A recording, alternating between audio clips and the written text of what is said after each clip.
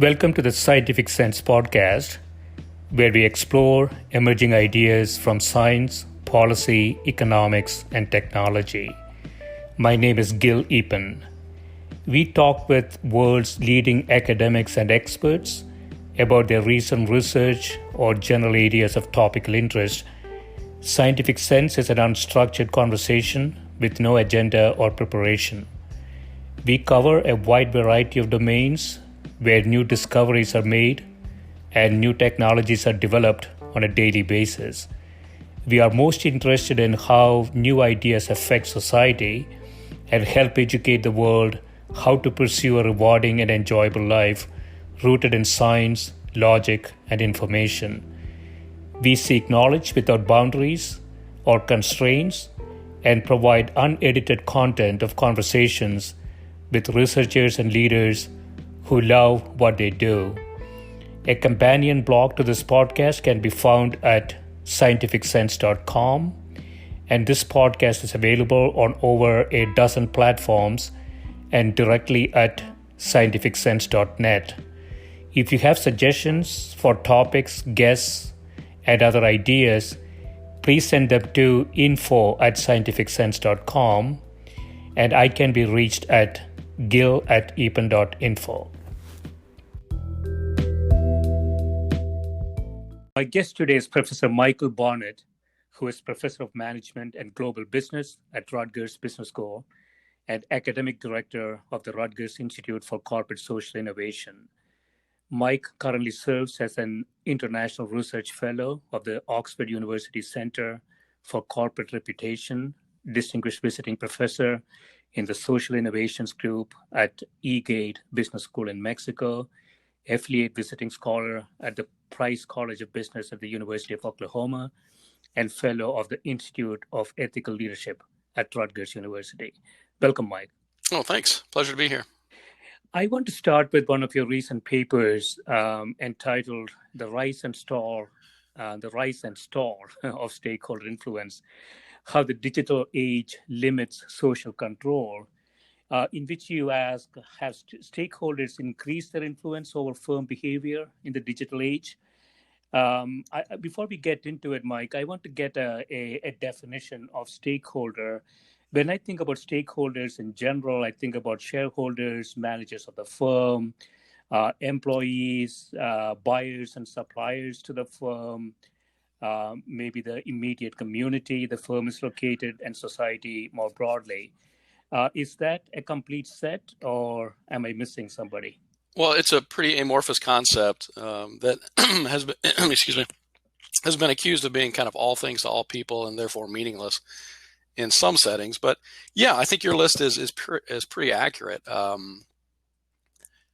We have some breakdown, a variety of different ways between primary stakeholders and secondary stakeholders is one of the distinctions that we make. So, but yeah, it's those who can affect or are affected by the firm's behaviors is the general definition. Okay. And over time, it's become mostly focused on those who can affect the firm. Okay. And so what's the difference? How do you differentiate between primary and secondary stakeholders? Generally, it's if they have a transactional relationship with the firm. The primary ones. Yeah. Okay. So if they have resources that the firm wants access to, and therefore they can basically have direct power over the firm by their willingness to provide those resources and end on favorable terms. Okay. And so in the paper, you say, I mean, this is sort of what you reached in terms of a conclusion. You say, we draw from cognitive theory to argue that although social media has made it easier for stakeholders to broadcast their demands, the methods used to cope with the drastic change in quantities and qualities of information in the digital age have limited stakeholder influence in the aggregate. Do you want to talk a bit about that? Sure. I mean, there was this great hope. I don't know if you can cast your mind back all the way to the turn of the millennium, but when the digital age was coming along, there was just this grand notion that now with instant access to companies, even secondary stakeholders, anybody can have a significant influence over firm behavior. And so there was going to be this sort of democratization of control of firms. Yeah. But that hasn't really come to be realized. I mean, the problem is that it basically has given everybody a microphone or a megaphone, really. Everybody can shout anything that they want, but now everybody has a megaphone. And so it's just a bunch of noise. And actually, firms can play that to their advantage. And they actually, that's the stall notion of stakeholder influence. They still maintain the discretion to behave as they want. They can sort of ride out the storm and even play some games by pretending to be some of these stakeholders themselves through astroturfing and other ways of kind of disguising their behaviors in the social media sphere. So in the end, I mean, we don't now have more control over firm behaviors, even though from time to time something happens that gives any given individual some undue influence. Like they can send a tweet that inadvertently ends up catching the media storm that particular day and does have an influence, but in the aggregate, any individual is no more likely to change corporate behavior than they did before, and corporations still pretty much have the run of the house themselves. Yeah, so when I think about this, the secondary stakeholders, for example, so I think about incentives, Mike, and so that the general notion of the firm is that the managers of the firm take decisions and actions to maximize shareholder value. And that notion is not necessarily true, as many of us know. And so I think about incentives both for the firm to act as well as sort of the distributed, let's call it secondary stakeholders to act. Could you talk a bit about incentives on both sides of this puzzle? Well, excuse me again. We're trying to really get this alignment between business and society. That's kind of the holy grail of the invisible hand guiding firm behaviors when they benefit themselves to also benefit society. Yeah. And the idea is that this alignment doesn't quite fit between secondary stakeholders in the interest of the firm, but it can fit with primary stakeholders. So we've developed this business case really over time that's trying to make the connection between the actions of the firms and secondary stakeholders, even though it's really only going to benefit the primary stakeholders. So firms will do things that benefit the primary stakeholders while not necessarily doing those things that benefit secondary stakeholders. Right. So if they were to have some sort of a objective function, it doesn't necessarily include the secondary stakeholders. And the notion there is the secondary stakeholders may have some issue with the firm, or they have some guidance for the firm, and so they can assemble, and given the power of social media, ask the firm to do something. Now, at that juncture, the firm's managers have to sort of look at that request and look at what they're trying to maximize, right? Right. Yeah, and so often it's not so easy to make the business case for some of these societal issues, and so they go by the wayside. Yeah. Unless there's a time of just excess resources, or they're under attack, or it's the kind of the pet project of a particularly powerful primary stakeholder. So if the primary stakeholders care about this, then the firms may take it on. But just out of general kindness, that's often not a great long-term driver of corporate behavior. Right. And you talk about again, if I think about incentives, there is an information overload in the internet, as we all are very familiar with. All right. And so there are two competing things going on. The secondary stakeholders now, presumably, they have a stage to interact with the firm. But on the other hand, there is so much information that is coming to them, it becomes difficult for them to assemble, to get on that stage, to do something. Right. Yeah.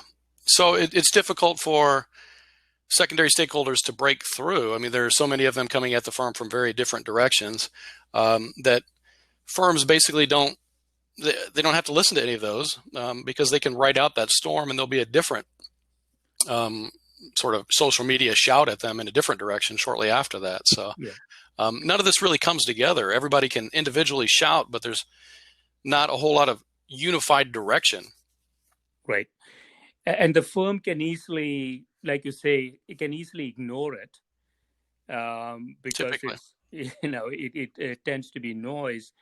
But you could also come at it from another direction, that the firms actually using this to influence consumers in some ways, right? Mm-hmm. And so you had cited, a case of Walmart co-opting bloggers. Right. Uh, could you talk a bit about that? Yeah, that's the astroturfing notion, the idea that they pretend to be a sort of grassroots movement and try to gain the legitimacy associated with that. So it's not, you can't really tell if you're talking to a bot, if you're talking to a real person, if you're talking to somebody with an interest that is supported by a company. Social media makes this even easier to do, and so firms just get more sophisticated in it. They can be taken aback by any individual person who kind of comes out of the blue, but they can also pretend to be those people and kind of counter it. Yeah. So the degree to which they can play that game, or what we describe in that process model in the paper as sense-giving activities, they can, also shape the conversation, not simply react to it. Right. And that becomes increasingly relevant for the era of fake news in some ways. Yeah. It's not just corporations, but also we are seeing it in the political arenas, right? Yeah. So all of this is very top of mind as we, watch the Republican National Convention and so forth. The stories can be shaped in very interesting ways, and the audience, the part of the paper too is about the bubbles and the idea that it's very hard to get information that invalidates any particular view to any particular stakeholder. And so the likelihood that individuals are going to attack firms decreases as well, because they're not getting any conflicting information. Right. All the information is kind of, everybody can have their own personalized channel that only tells them what they already want to hear. And then they can also discount it as fake news if it might be accidentally fall into their space and it discounts what they've said. Yeah, so it is, in some sense, it's sort of scary in the sense that um, because we don't really have any control over the message, so to speak, it's possible in some arenas, fake news has more power than real news, right? Definitely. I mean, it reinforces what you already think if it's used effectively, and so and then sort of makes you invulnerable to actual facts. So in the end, even if you're earnest and you're not biased in any particular way, you don't know what to pay attention to, what to believe, and so everything becomes questionable, and it's really hard to distinguish reality. Yeah, and so this you might be able to predict this from a theoretical perspective, that you get polarization not only as in the secondary stakeholder community for a firm, but also in the political arenas, because you tend to believe, or you tend to listen to what you believe, and then you only listen to that. So it's a reinforcing effect. Right. And so when we think about the digital age and, the idea that somehow we have access to all this information, but we pay attention to a narrower and narrower and more specialized slice. And so it's perverse in that we actually get less informed. So we have access to more food, but we eat more and more junk food. We get unhealthier as a result. And it has a perverse outcome, which is, really the point we were trying to make in that paper, is that with all of this, we actually don't have more control. It's stalled out, and we suspect it actually has declined. Yeah. And when you reviewed the literature, you ask why do organizations act as they do, and you say, and maybe this is from Freeman paper in 1984, stakeholder theory bridges these perspectives by arguing that because they can affect firm performance, stakeholders influence firm behavior, but firms make strategic decisions about how to respond to stakeholder demands. Mm-hmm.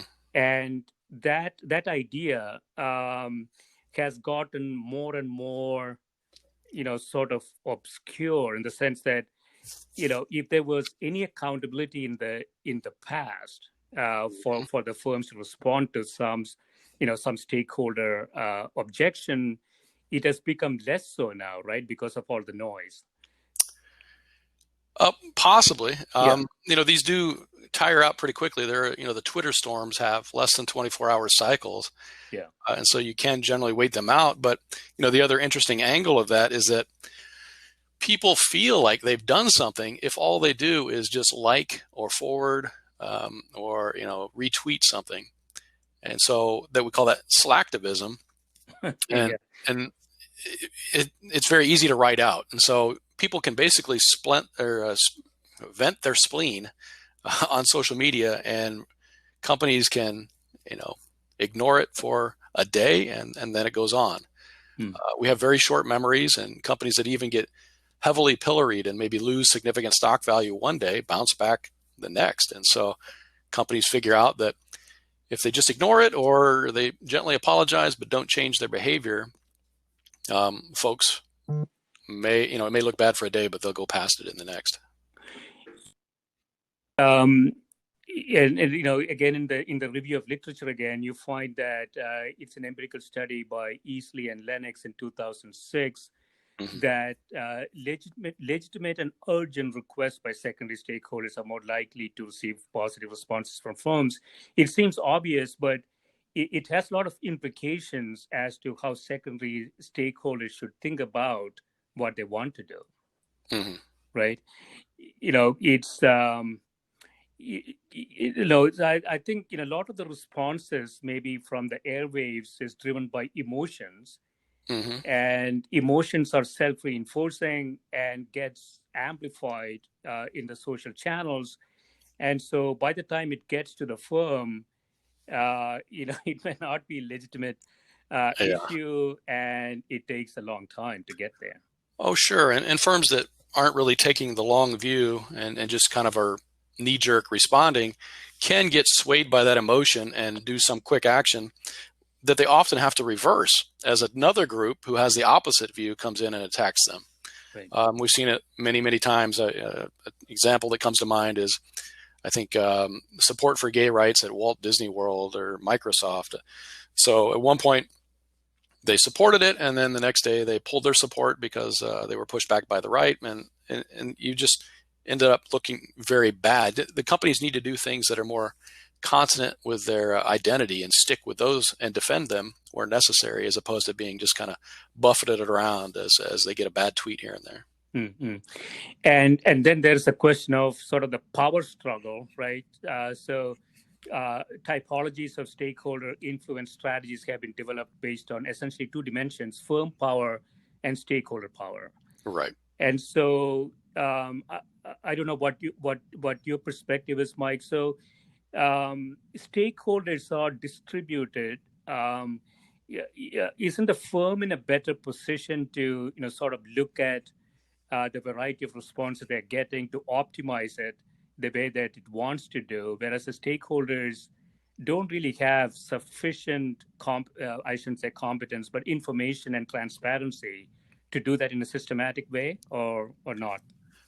Oh, definitely. I mean, that's my ultimate argument is that, we've been trying to come up with this kind of market solutions to corporate governance for decades. And we've successfully sold it in the academic literature. And of course, businesses buy into it because it keeps government off their back. But, decentralizing control of corporations to individuals means that you're putting it into the hands of people who really don't have access to all the information or even the ability to distinguish what should be done, and they all disagree as well. And so that leaves companies with a lot of discretion to play. I mean, classic corporate governance outside of the digital age talks about, basically shareholder concentration. And if you have a few large shareholders, you're much more closely governed than if you have a very distributed, everybody owns a couple of shares. You can basically do whatever you want as a result. And that's what this has produced, an environment where there is no centralized control because government has backed off under the notion that the reputation of the firm will hold sway, and they'll obviously only do good things because they don't want to harm their reputation. But that reputational mechanism is in the hands of all these people who really don't know what's going on and can easily be played by a skillful company. Right. Yeah. So you say also in the paper, Mike, where there is high interdependence, because the firm is centrally located in a dense stakeholder network. The firm will negotiate with those stakeholders who deal directly with the firm by attaching strings to the resources, the use of resources those stakeholders could control. So this is more probably more relevant for primary stakeholders, right? Well, that's again, the logic is that firms will be concerned with societal issues to the degree, which is the realm of some of these secondary stakeholders, to the degree that their primary stakeholders are. Yeah. And so, if they're not, then they really don't have the discretion, the freedom to do it, because then they would be harmed by their powerful primary stakeholders. Right. Right. Yeah, and you're looking at there's a lot of literature around this. It's a topic that is researched quite a bit, but you note that there are certain assumptions made in previous work that may not be true. For example, you say rarely are the bounded rationality of the actors and limitations to cognitive capacity taken into account in stakeholder influence literature. Mm-hmm. And this goes back to the idea that, especially secondary stakeholders as a collection of individuals who may be motivated by something, but may not have the capacity to really analyze and rationally think about it. Yeah, I think that's fair. A lot of my work is trying to create more of a process for stakeholder influence over firms and firms' influences over stakeholders. Getting beyond kind of the point estimate is the way I describe a lot of the work in the literature. Is they say, given this situation, how will a stakeholder respond? Will they attack the firm? Will they ignore it? But that presumes that the stakeholder has even seen it. Yeah. But we're all dealing, we are the stakeholders, and I really don't have any idea what's going on at ExxonMobil right now, or any other companies. And so we're expected to somehow keep track of all this. And then as a company does something bad, somehow that's supposed to filter into our consciousness and lead to that decision point. But I say step back if you up to the top of that particular funnel and see whether or not you even notice it, and then how you process it before you even come to that decision point. Yeah. And you'll see that most of it gets filtered out before you even have the chance to make that decision. Yeah. So you have a framework here you call stakeholder influence in the digital age, where you have information disclosures that gets filtered into shareholder decisions to act, that gets framed into changes in firm behaviors. And we talked about a little bit of this already. There is, you call it sensemaking and sensegiving. Right. From disclosures into the decisions. You want to describe that a bit? Well, I mean, that's all different parts of the process. And sensemaking and sensegiving are kind of standard terms in the literature. We just applied it to this particular setting. But, the idea is that as an event happens, it has to actually be processed. You have to decide whether it's a good act or a bad act. I mean, different people are going to disagree about it, or relative to a given firm. If it has a good history, then the new events might be interpreted in a more favorable light than if that firm has had a bad history, for example. And so all of that stuff gets wrapped up into the sense-making process of the individual stakeholder as to how they make sense of any given action that they might have noticed.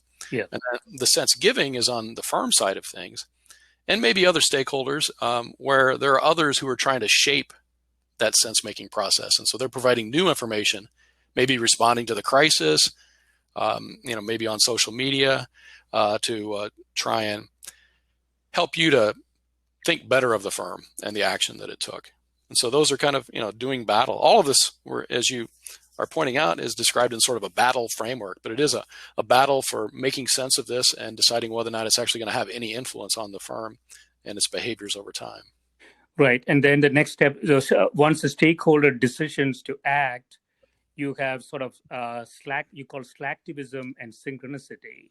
Right. So slacktivism is basically stakeholders taking sort of a lazy approach to it. Right. So if a firm does something bad, we're seeing this now, you could literally go burn the firm down.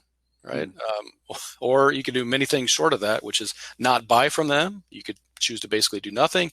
Or what the social media age has really made happen a lot is you can just post something. You can like it, you can forward it, share it, and so forth. And that may be enough for you to feel like you've done something, and so you don't have to take that next step. You don't actually have to change your behavior, which might then change the firm's behavior. You don't have to stop buying from that gas station or that store. Right. And, you also look at, synchronicity, from a firm perspective, but also from a governmental perspective, where there's a case where Chinese regime follows two strategies. The first is passive, wherein the social media impersonators are told not to engage on controversial issues. And the second is active, wherein they are told to stop discussions with the potential for collective action through active distraction and active censorship. Now, this is noted in China, but I would imagine this is happening all around the world today. Yeah, I don't have any insights, and I'm hoping that most firms aren't quite that conniving, but certainly there are very active social media and crisis response teams that do go into social media and make a concerted effort, generally disguised, to shape the conversation and disrupt. Because if there still is a coordination issue, you don't actually have to bring everybody into the same space physically now. You can do it more easily and costlessly, basically, via social media. But everybody is distracted, and anybody can be in charge of that thing because there is no price to it. And so it's very hard to know how to, and so it still becomes very hard to synchronize activities where the real power lies.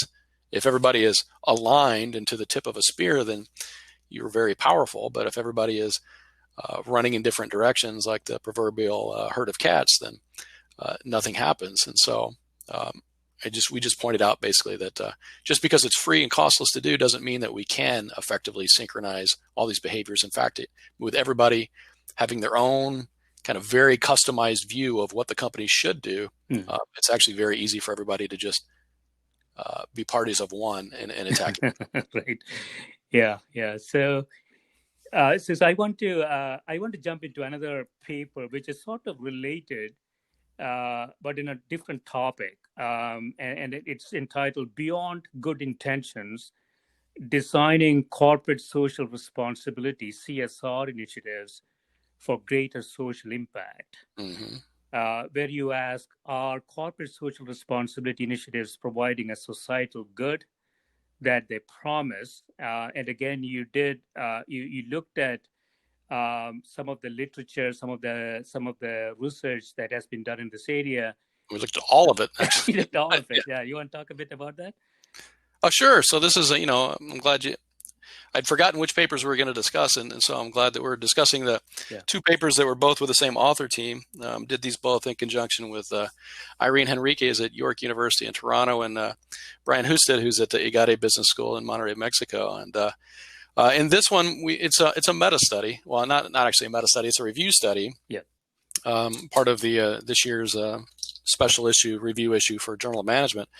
And we looked at literally all of the CSR performance studies out there, and it's a massive literature, particularly since 2010. But we found, I think, some 6,200 plus studies that looked at the performance outcome. And what we were curious about is whether or not, the degree to which the literature has shown that all of these CSR activities, or any of these CSR activities, actually have social impact. Because there are all these programs, companies are putting literally billions of dollars, a lot of it in marketing, but a lot of it substantively as well, into efforts to have significant impact on very big problems. If you look at some of the materials of some of the major corporations, I mean, they are making grand claims about transforming society in very meaningful, important ways. So we thought, well, let's look at the studies, and because we don't have direct access to all of these projects, let's look at the studies and see if we find that impact. And we did not. I don't want to spoil the surprise. Literally zero. Yeah. So I found it very interesting, Mike. So you sort of looked at it longitudinally as well, right? Since I think what did we go back to 1970 or so? Yeah, we tried to look at all of it, but it wasn't really substantive until the turn of the millennium, and then particularly in the most recent decade was 5,000 plus of the 6,000 plus.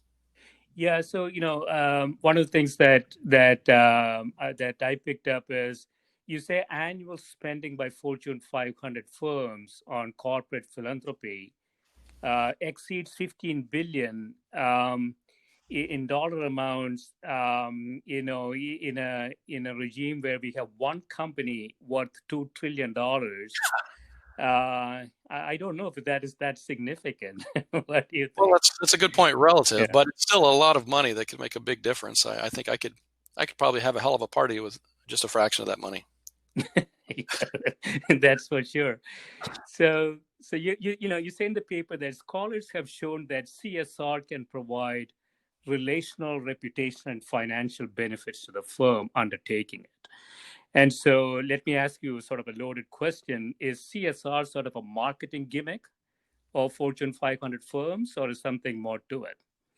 Well, I mean, that's the battle. It is mostly a marketing gimmick because it's intended to, kind of improve the image of the firm in the eyes of those primary stakeholders that it's very vital that they maintain solid support with. But it's really up to those primary stakeholders whether or not it's substantive. If, as we've already described, maybe we probably, almost certainly we can't do it, but we are at least trying to pretend that all of us as primary stakeholders can we can call bullshit on firms, and we can actually tell whether or not they're doing the right thing. Yeah. And if we could, then, and if we cared enough to dig into it, then we could force firms to be substantive, and they wouldn't get those PR benefits. In fact, it would backfire if they weren't doing it substantively.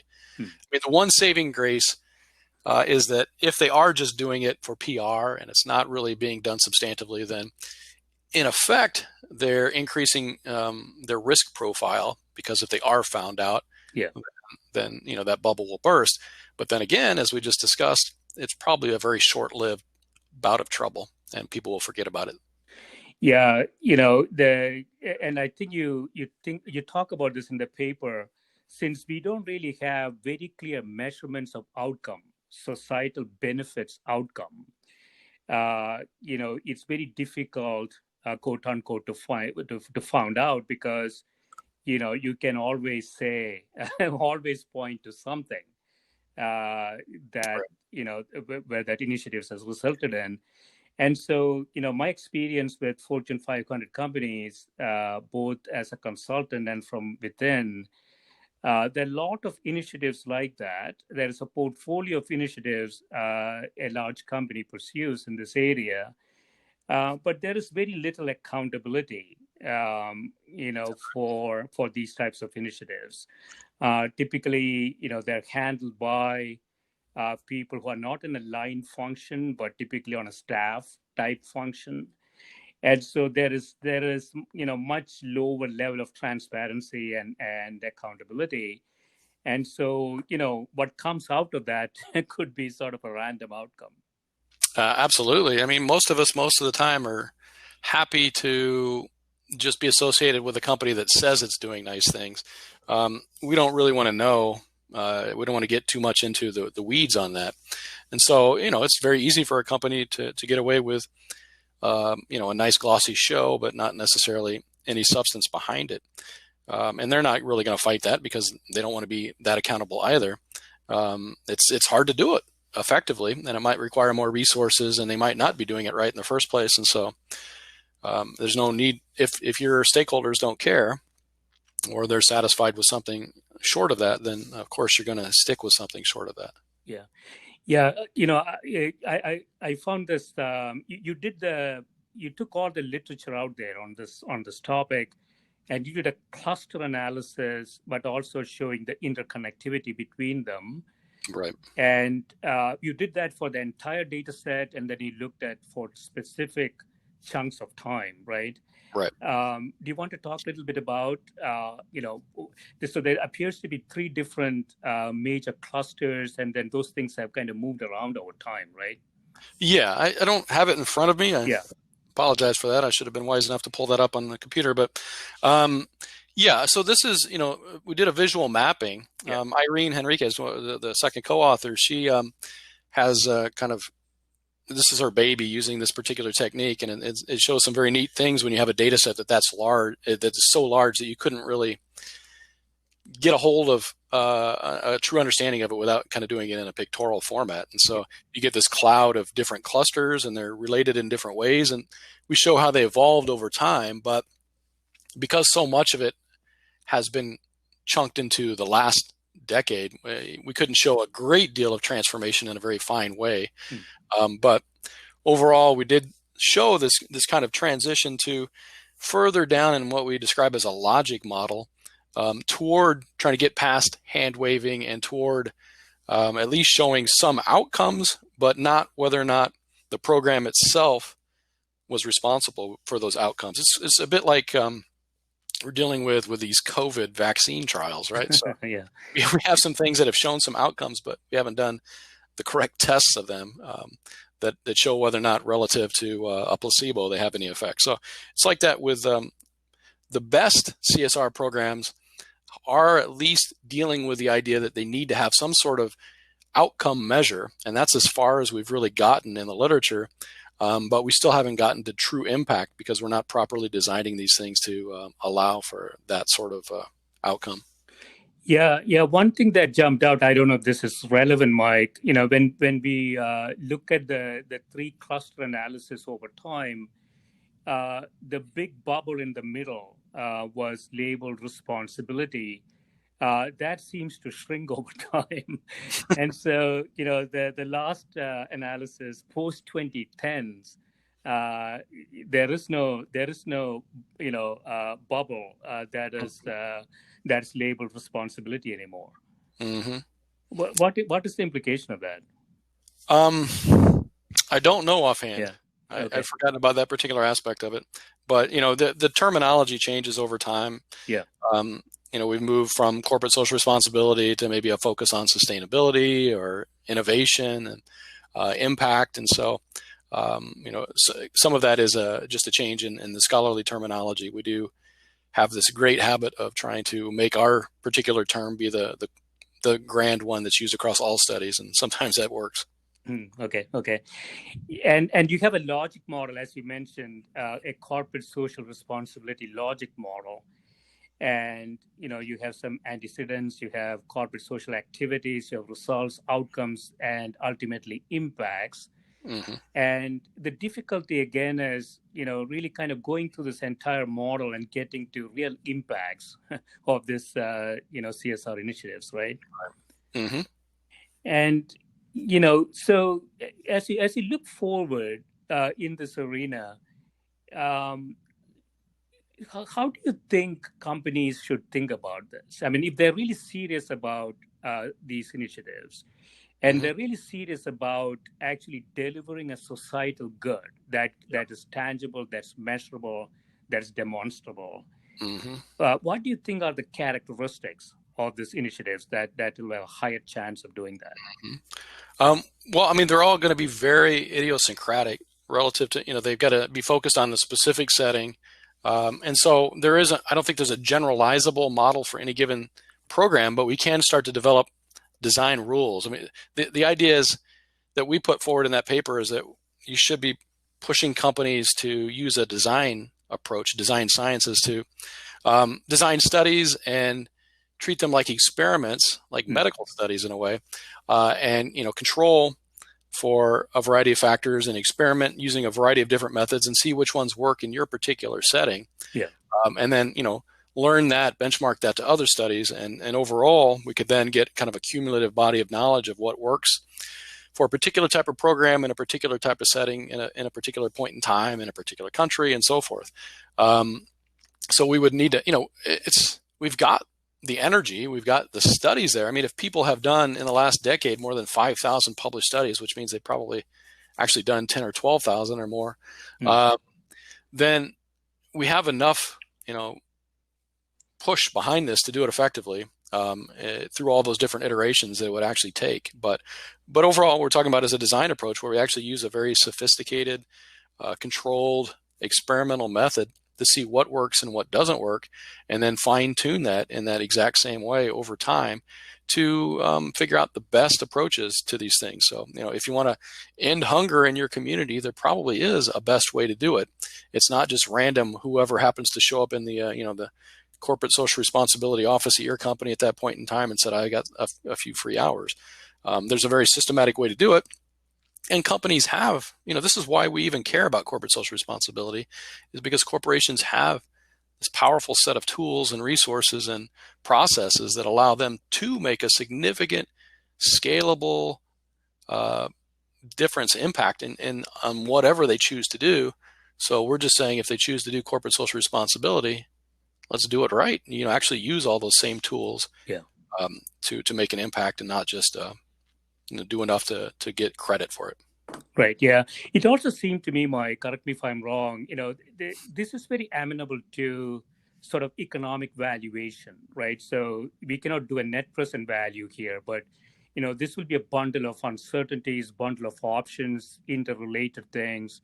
So you could apply options pricing methodologies. I'm just thinking about standardization, right? So especially from a micro perspective, from a inside the company perspective, if I'm going to run, a portfolio of CSR initiatives and they're going to be interrelated, I will have an obligation to shareholders to demonstrate an economic value that I'm delivering to society, right?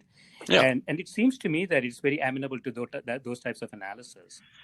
Well, and in fact, I've suggested we're not going to talk about other papers, but in some other work, I have compared corporate social responsibility to real options approach, and so has one of my co-authors there, Brian Husted, in some of his work. But I've also been very critical of a real options perspective because effectively you can put any numbers you want in there, and it becomes still the same thing as executive judgment. I mean, you can you can decide. The gut feel overrides everything. Yeah. It does, or at least you can then put in numbers that justify it based on that gut feel. Yeah. Now, the issue there is getting managers in a firm who are very, very used to deterministic view of cash flows to really start thinking about uncertainties and how to sort of maximize that limited resources the company has put forward. And if you find that Initiative 5 is, sort of, 1% of Initiative 7, you do have to understand that because the company may put in the same level of attention and resources to both initiatives. Yeah, I mean, ultimately there are only so many people, so much time and energy, so much attention, so much money, and so you should use that as effectively as possible to help society. There should be some interest in doing that, and again, it's a question of whether or not those in society will demand it. And if we ignore it, then it's fine just to use all that money for some nice and glossy efforts. Yeah, and I think corporations now have a hierarchy of problems they could focus on, and society has sort of put a prioritization of those activities, right? So, you have global warming that most people tend to think is a major problem. There is other things underneath that. So one question, in conclusion, Mike, if you were to sort of go inside a company and say, I'm really serious about this. I want to have a portfolio of CSR initiatives, and I'm going to pursue this. I'm going to demonstrate value. What is the process that you would put in, and who are the type of people that you will engage to accomplish that? Right. I think this has to be something that is coming from the top and is ingrained in the company. If it's just a set aside and something that you do to kind of keep the stakeholders or keep the bad publicity outside of the company. If you're just buffering the company from reality by buying it off, in effect, then it's never going to be effective. And you don't really care if it's effective because, again, it's just there as a kind of a blunt force tool protecting the company. you have to integrate it. It has to be an authentic thing. It has to be part of the company. And then these ideas will kind of spring forth, better ideas, because they're not, going back to that notion that we're not just looking at the decision point of here, you're presented with a great idea. Will you do it or not? Are you even going to get to that point of having that great idea? Where do those come from? Well, that come from sort of living in that environment and having it be a central part of your company. So you're never going to know whether or not you're going to get access to the right opportunities if it's, again, just something that you really don't want to think about. It's not core part of your business. You're just trying to do whatever it takes to not have to mess with it. Yeah. Again, it's just something we describe. I'm also academic director. I think you might mention at the start, academic director of the Rutgers Institute for Corporate Social Innovation, and that's the logic we're trying to push. Is this is about integrating things. This is about integrating the philanthropic efforts with the social responsibility efforts, with the advocacy efforts, and trying to do all of this to create shared value across the company. And so you've got to live it, breathe it, have it be a central part of what you do, and start putting society at the forefront and think, what are the social problems that are out there that this company can profitably serve? And not the reverse, not basically how can we make money and maybe do a little less harm. Yeah. It's I haven't thought a lot about this, Mike, but I think what you're saying is a very important thing, and that is, if I were to sort of look at the companies that I know and I put them into two buckets, and I ask who is going to be more effective in doing CSR initiatives, the attribute that I would really use is culture. Mm-hmm. Yeah, it's the operating system the company is based on. And that culture will tell you if the company can actually effectively conduct a CSR initiative, because it's not what you write in the annual reports. It's not what you put out, in terms of what you're doing. But really, you can look inside the firm and see it is culturally aligned with the firm. Yeah. Right. And this is classic organizational behavior kind of thing. So internal motivation, psychology, internal motivation versus external motivation. And if it's all external motivation, then, you have to keep getting pushed again and again and again to keep with it. But if it comes from inside, if it's authentic, part of the culture of the organization, then it has a life of its own. Right. Yeah, excellent. Thanks so much, Mike, for spending time with me. And good luck with this research. It's very important. Well, thank you. Pleasure. Thank you. Bye. All right. Bye-bye.